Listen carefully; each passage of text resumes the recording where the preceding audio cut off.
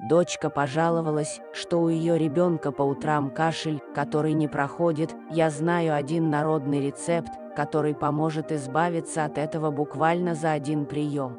Кстати, еще больше интересного про мои способы лечения ты можешь найти в моем телеграм-канале, ссылка в профиле. Итак, мы берем 1 столовую ложку сахара и плавим на огне, пока весь сахар не расплавится.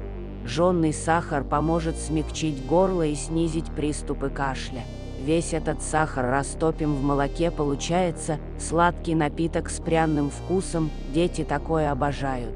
Девочки, про этот рецепт мне рассказала моя мама, она нас так лечила в детстве, это очень хорошее народное средство.